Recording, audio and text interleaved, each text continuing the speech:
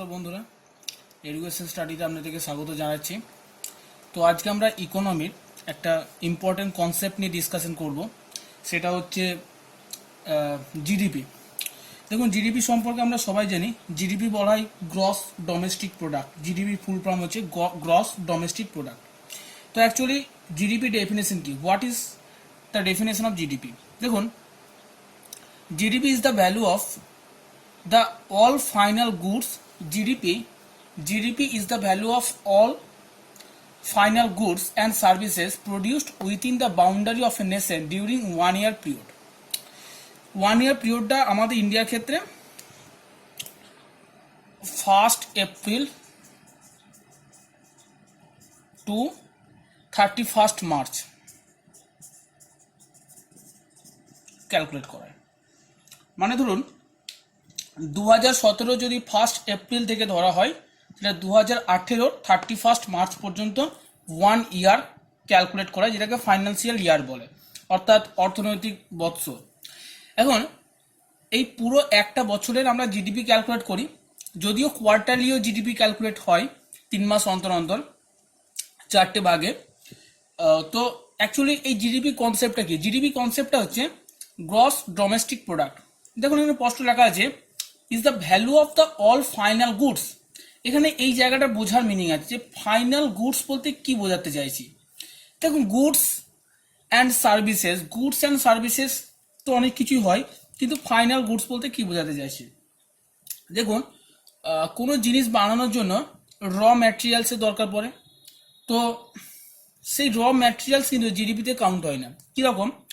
ধরুন, গম থেকে আমরা জানি রুটি তৈরি হয়। তো গম থেকে যে রুটি তৈরি হয়, তো এই যে ইন্টারমিডিয়েট স্টেপগুলো, ধরুন গম থেকে আটা তৈরি করা হলো, সেই আটা রুটি কারখানায় গেল। তো আটা যখন রুটি কারখানায় গেল এবং সেখান থেকে বিভিন্ন প্রসেসের মাধ্যমে রুটি তৈরি হলো, তো জিডিপিতে কিন্তু আটাটাকে ক্যালকুলেট করা হয়, মানে জিডিপিতে ফাইনাল গুডস অ্যান্ড সার্ভিসেস, অর্থাৎ ফাইনাল গুডসটাকে ক্যালকুলেট করা হবে, অর্থাৎ লাস্ট যে ফাইনাল প্রোডাক্ট অর্থাৎ রুটি, সেটাকে ক্যালকুলেট করা হবে। তার যে আগের যে প্রোডাক্টগুলো র ম্যাটেরিয়ালস, যে সেই প্রোডাক্টটা তৈরি করতে কী কী জিনিসের প্রয়োজন ছিল, সেটা কিন্তু জিডিপিতে ক্যালকুলেটেড হবে না। তাহলে জিডিপিতে, তাহলে এখানে ফাইনাল গুডস বলতে এইটা বোঝাতে চাইছি যে ফাইনাল গুডস বলতে সেই সমস্ত জিনিসগুলোকে ক্যালকুলেট করা হবে জিডিপিতে, যে জিনিসগুলো ফাইনাল, অর্থাৎ ফিনিশড প্রোডাক্ট। অ্যাকচুয়ালি যেটা আমরা ভালো ইংরেজিতে যদি বলি থাকে ফিনিশড প্রোডাক্ট, যেটা একদম কমপ্লিট হয়ে গেছে, ঠিক আছে, produced within the boundary of a nation. এই জায়গাটা খুব ইম্পর্টেন্ট জিডিপির ক্ষেত্রে, যে within the boundary of a nation, অর্থাৎ জিডিপিতে সেই সমস্ত জিনিসগুলি ক্যালকুলেট হবে যেটা পুরো ইন্ডিয়া, আমাদের ভারতবর্ষের মধ্যে যা কিছু ইকোনমিক অ্যাক্টিভিটিস, যত অর্থনৈতিক কাজকর্ম যা কিছু হচ্ছে, সেটা কিন্তু ভারতবর্ষের বাউন্ডারির মধ্যেই হতে হবে, within the boundary of a nation. Out of India যদি কিছু হয় ইকোনমিক অ্যাক্টিভিটিস, সেটা কিন্তু জিডিপির মধ্যে ইনক্লুডেড হবে না। ডিউরিং 1 ইয়ার পিরিয়ড, এটা তো আরও ইম্পর্টেন্ট। তাহলে দেখুন, আমরা যদি বেসিক্যালি জিডিপিটাকে ভালো করে অ্যানালাইসিস করি, তাহলে দেখতে পাচ্ছি এখানে আমাদের বোঝার মতো জিডিপি গ্রস মিনস কি টোটাল। অ্যাকচুয়ালি গ্রস, জি এর gross means total, D for domestic means হচ্ছে within the boundary of a nation, অর্থাৎ ভারতের মধ্যেই যা কিছু হবে সেটা ভারতের মধ্যেই, যত ধরনের ইকোনমিক অ্যাক্টিভিটিস, যত ধরনের অর্থনৈতিক কাজকর্ম, সব কিন্তু ভারতের বাউন্ডারির মধ্যেই হতে হবে, সেই জন্য ডোমেস্টিক কথার ইউজ হচ্ছে। আর product means final goods and services, অর্থাৎ সেই সমস্ত গুডস অ্যান্ড সার্ভিস, সেই সমস্ত গুডস জিডিপির মধ্যে ক্যালকুলেট হবে যেগুলো ফাইনাল, যেগুলো ফিনিশড, ঠিক আছে, কোনো র ম্যাটেরিয়াল বা ফাইনাল গুড তৈরি হওয়ার আগে যে ইন্টারমিডিয়েট স্টেপে যে ম্যাটেরিয়ালগুলো আমরা ইউজ করি, সেগুলো কিন্তু জিডিপির মধ্যে ক্যালকুলেট হবে না। জিডিপির মধ্যে একমাত্র ফিনিশড বা ফাইনাল গুডস ক্যালকুলেট হবে, ঠিক আছে। তো এটাই হলো জিডিপি। এখন দেখুন, একটা কোশ্চেন আছে, জিডিপি কে ক্যালকুলেট করে? জিডিপি ক্যালকুলেট করে, তার নাম হচ্ছে সিএসও, যার পুরো নাম হচ্ছে central statistical organisation. GDP calculate করে সিএসও, সেন্ট্রাল স্ট্যাটিস্টিক্যাল অর্গানাইজেশন। তো এটা হলো জিডিপি। এখন এই জিডিপিটা করে কি? দেখুন, জিডিপি হচ্ছে একটা ইকোনমির, যেমন ইন্ডিয়ান ইকোনমির কথা যদি আমরা ডিসকাস করি, তো একটা ইকোনমির ইন্ডিকেটর, অর্থাৎ আমরা বলতে পারি যে ইকোনমিক হেলথ, একটা দেশের অর্থনৈতিক অবস্থা কেমন চলছে, সেটা আমরা জিডিপি দেখে আন্দাজ লাগাতে পারি। যে অ্যাকচুয়ালি জিডিপি সেই জন্যই ইন্ডিকেটার হিসেবে ইউজ হয়, যে এখন আমি সাপোজ যদি ইন্ডিয়ান ইকোনমির কন্ডিশন যাচাই করতে যাই তাহলে আমাকে জিডিপি দেখতে হবে। যদি জিডিপি দেখি তো সেখান থেকে আমি কিন্তু মোটামুটি একটা আইডিয়া করতে পারি যে ইন্ডিয়ান ইকোনমির এখন কন্ডিশন কেমন চলছে। সেই জন্য বলাই যে GDP is commonly used as an indicator of the economic health of a country as well as country standard of living, অর্থাৎ সেই দেশের মানুষের জীবনযাত্রা কেমন চলছে, তো আমরা সেটা থেকেও দেখতে পারি, আমরা জিডিপি কনসেপ্ট পেতে পারি। দেখুন আরও যেটা পড়ার আছে জিডিপির মধ্যে আরও একটা কনসেপ্ট আছে, সেটা হচ্ছে যে সমস্ত সেকেন্ড হ্যান্ড জিনিস না, ধরুন আপনি একটা গাড়ি কিনেছেন, তো আপনি একটা গাড়ি কিনেছেন, সেই গাড়িটা আপনি আরেকজনকে বিক্রি করছেন, তো আপনি আরেকজনকে বিক্রি করছেন, তো সেই ব্যক্তিটার যা অর্থনৈতিক ইকোনমিক অ্যাক্টিভিটিস, সেই ইকোনমিক অ্যাক্টিভিটিসে কিন্তু সেই ব্যক্তির, অর্থাৎ ধরুন সাপোজ একটা ব্যক্তি 50,000 টাকা স্যালারি পায়, তাহলে সেই ব্যক্তিরা যখন 50,000 টাকা স্যালারি পায়, ধরুন 50,000 টাকা স্যালারি পায়, সেই ব্যক্তি আরেক ব্যক্তির কাছ থেকে, ধরুন রাম, সেই ব্যক্তি রামের কাছ থেকে এ নামক এই ব্যক্তিটা 50,000 টাকা দিয়ে গাড়িটা কিনলো। তো দেখুন সেই ব্যক্তিটা একটা টোটাল স্যালারি রামকে দিল, কিন্তু রামের কাছে যে গাড়িটা আছে সেই গাড়িটা কিন্তু রাম অলরেডি আগের বছর বা তার আগের বছর বা যে কোনো বছর কিন্তু কিনেছিল। তার মানে সেই গাড়িটা যখন বিক্রি হয়ে গেছে তখন কিন্তু সেই গাড়িটা অলরেডি যে বছর বিক্রি হয়েছে বা যে সময় বিক্রি হয়েছে, অর্থাৎ রাম যখন গাড়িটা কিনেছিল তখন কিন্তু সেই গাড়িটা জিডিপির মধ্যে ইনক্লুডেড হয়ে গেছিল। তাই এরপরে যদি এ ব্যক্তি 50,000 টাকা দিয়ে রামের কাছ থেকে ওই গাড়িটা নেয়, তাহলে ওই ব্যক্তিটার ইকোনমিক অ্যাক্টিভিটিস, অর্থাৎ এ ব্যক্তিটার ইকোনমিক অ্যাক্টিভিটিসে 50,000 টাকা অবশ্যই খরচ হলো, কিন্তু সেটা কিন্তু জিডিপির মধ্যে ক্যালকুলেট হবে না। তার কারণ হচ্ছে জিডিপির মধ্যে ক্যালকুলেট হবে না এই কারণে, তার কারণ যে 50,000 টাকা দিয়ে যে গাড়িটা কিনলো সেই গাড়িটা অলরেডি জিডিপির মধ্যে ক্যালকুলেটেড হয়ে আছে। সেই জন্য exchange of second hand anything is not included in GDP. যেগুলো সেকেন্ড হ্যান্ডের জিনিস যেগুলো এক্সচেঞ্জ হয় সেগুলো কিন্তু জিডিপির মধ্যে ক্যালকুলেট হয় না। এটা একটা ইম্পর্টেন্ট কনসেপ্ট। আর একটা ইম্পর্টেন্ট কনসেপ্ট আছে, সেটা আমরা একটু দেখে নেব, সেটা খুবই কনফিউজিং অল্প হলো।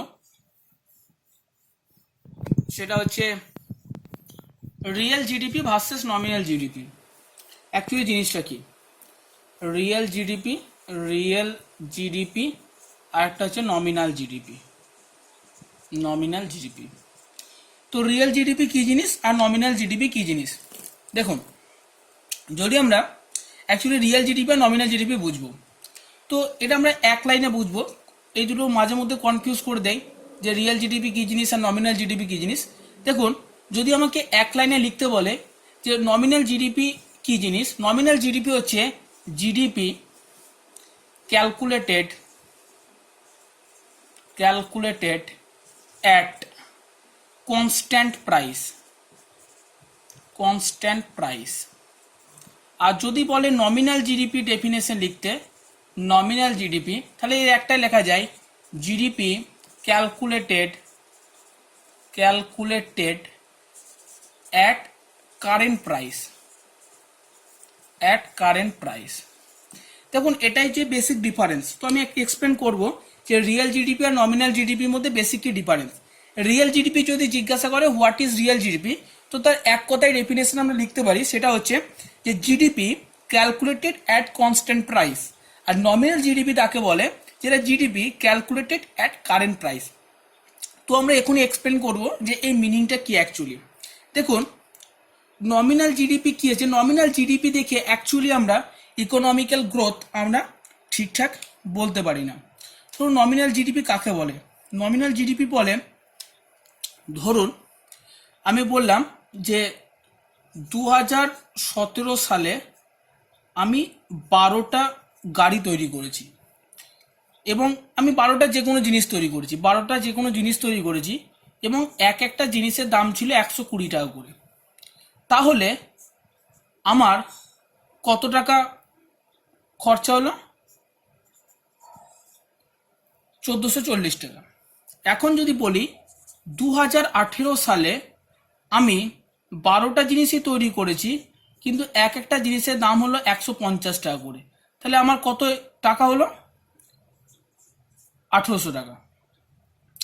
তো এইটা দেখে আমরা কখনো ইকোনমিক্যাল গ্রোথ ডেসক্রাইব করতে পারবো না। কেন পারবো না? তার কারণ দেখুন, এটা যে নমিনাল জিডিপির কনসেপ্ট, কিরকম না, নমিনাল জিডিপিতে লিখেছি কি, GDP calculated at current price. দেখুন, আমি 2017 সালেও 12টা জিনিস তৈরি করছি, 2018 সালেও 12টা জিনিস তৈরি করছি, কিন্তু 2017 সালে যে 12টা জিনিস তৈরি করেছি তাদের এক একটার দাম ছিল 120 টাকা, তাই আমার টোটাল যে কস্ট এসছে সেটা হচ্ছে 1440 টাকা। আর 2018 সালে আমি 12টা জিনিস তৈরি করছি, কিন্তু 2018 সালে সেই জিনিসগুলোর দাম হয়ে গেছে 150 টাকা করে, তাই এম এসছে 1800 টাকা। তো এটা বলা ভুল। 2017 সালে আমি 1440 টাকা লেনদেন করেছি, আর 2018 সালে আমি 1800 টাকা লেনদেন করেছি। তার মানে এটা কোনোদিন বলা যায় না যে আমার ইকোনমিক্যাল গ্রোথ হচ্ছে আমার ইন্ডাস্ট্রি বা আমার কোম্পানি। তার কারণ হচ্ছে কি, কোয়ান্টিটি সেম আছে কিন্তু দামের চেঞ্জ হচ্ছে। 2017 সালের যে প্রাইস ছিল সেই প্রাইস অনুযায়ী আমি 1440 টাকা পেয়েছি, আর 2018 সালে যে প্রাইস ছিল সেই প্রাইস অনুযায়ী আমি 1800 টাকা পেয়েছি, কিন্তু দেখুন কোয়ান্টিটি সেম আছে। তাই এখান থেকে আমরা বলতে পারি না যে আমার ইকোনমিক্যাল গ্রোথ হয়েছে। তো এটাই হলো nominal GDP concept. Nominal GDP concept হচ্ছে যেটা হচ্ছে কারেন্ট প্রাইস, মানে যে বছরের প্রোডাক্ট সেই বছরের প্রাইস। দেখুন কেন বলতে পারি না, তার কারণ এটা তো ম্যান্ডেটরি নয় যে 2017 সালে আমি যে জিনিসটা, যে 12টা জিনিস আমি বিক্রি করছি, সেই জিনিসটা 2017 সালেই আমার তৈরি হয়েছে। সেই জিনিসটা হতে পারে 2016 সালে তৈরি হয়েছে কিন্তু বিক্রি হচ্ছে 2017 সালে। ঠিক আছে, সাপোজ দেখুন এই 12টা জিনিস আমি 2017 সালে তৈরি করেছি কিন্তু বিক্রি করছি 2018 সালে। ঠিক আছে, তো সেই কারণে দেখুন সেই বছরের যে কারেন্ট প্রাইস, সেই বছরের প্রাইস অনুযায়ী জিনিসটা বিক্রি হবে। সেই জন্য নমিনাল জিডিপি থেকে 100% প্রফিটের কথা বলা যায় না, কিন্তু আমরা রিয়েল জিডিপি থেকে অনেকটা বলতে পারি। কিভাবে বলতে পারি? দেখুন, রিয়েল জিডিপিতে সেম যদি আমরা নিই, রিয়েল জিডিপি কি হয়, কনস্ট্যান্ট প্রাইস। দ্যাট মিনস 2017 সালে আমি 12টা জিনিস তৈরি করেছি, তো সেখানে একটা জিনিসের দাম ছিল 120, তাই আমার কত হলো 1440। আবার বললাম 2018 সালে আমি 15টা জিনিস তৈরি করলাম, কিন্তু দাম আমি সেমই রাখলাম 120 টাকা করে। তাহলে যদি আমার এখন 1800 টাকা লাভ হয় বা 1800 টাকা লেনদেন হয়, তাহলে আমি 100% বলতে পারি যে আমার প্রফিট হয়েছে। তার মানে দেখুন রিয়েল জিডিপির ক্ষেত্রে কি হচ্ছে, রিয়েল জিডিপির ক্ষেত্রে জিডিপি ক্যালকুলেটেড হচ্ছে অ্যাট কনস্ট্যান্ট প্রাইস। দেখুন যে 1440 টাকা আমি পাচ্ছি, এটা জিডিপির মধ্যে ইনক্লুডেড হবে, তখন কত প্রাইস ক্যালকুলেট করছি 120। আবার 2018 যখন জিডিপি ক্যালকুলেট করছি তখন আমি 1800 টাকা পাচ্ছি, কিন্তু দেখুন প্রাইস সেম আছে, কোয়ান্টিটি চেঞ্জ হয়েছে, 12 থেকে 15 হয়েছে, কিন্তু প্রাইস সেম আছে। এটাই হলো রিয়েল জিডিপির কনসেপ্ট। আশা করি বন্ধুদের আপনাদের ভালো লেগেছে। যদি ভালো লাগে লাইক করবেন, সাবস্ক্রাইব করবেন এবং আপনাদের যে ভিডিও দরকার সেটা সম্পর্কে বলবেন, আমি ডিজাইন করব। থ্যাংক ইউ বন্ধুরা।